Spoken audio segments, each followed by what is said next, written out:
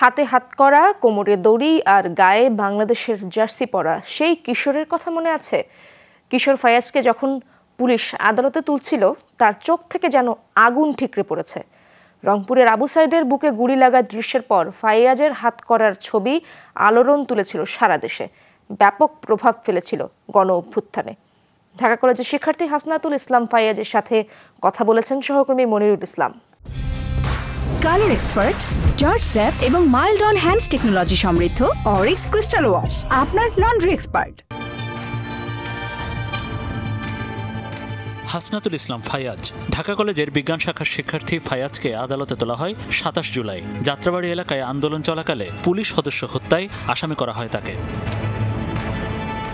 ৫ August Awami League সরকার পতনের পরদিন রাতে টঙ্গীর কিশোর উন্নয়ন কেন্দ্র থেকে জামিন পেয়ে এখন নিয়মিত পড়াশোনা আর ক্লাসে মনোযোগ দিয়েছেন ফায়াজ। যমুনা টেলিভিশনের কাছে বলছিলেন, কিশোর বয়সেও কেন পুলিশের গুলির মুখে আন্দোলনে নেমেছিলেন।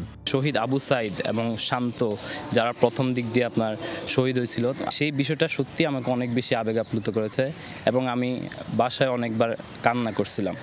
সেই শহীদ আবু সাইদ যেভাবে বুক পেতে দিয়েছিল, আমি আমার ফ্রেন্ডরা তারা পরিকল্পনা করি যে না, আমাদের আর বাসায় বসে থাকার সময় নাই, আমাদেরকে এখন বের হতে হবে।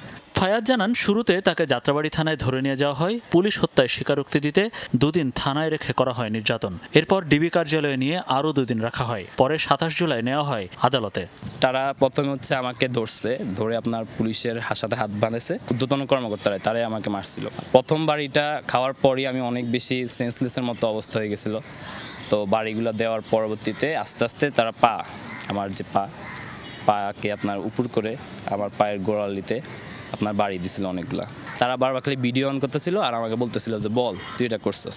ফায়াজের কাছে জানতে চাওয়া, আদালতে নেয়ার সময়কার অভিজ্ঞতা কেমন ছিল। অনেক খারাপ লাগছিল সেদিন কোর্টে নেওয়ার পর, কিন্তু সেটা আমি মনোবল দিয়ে রাখছিলাম এবং বুঝতে পারছিলাম যে তারা আমাকে দিয়ে কোনো একটা কাজ করতে চাচ্ছে।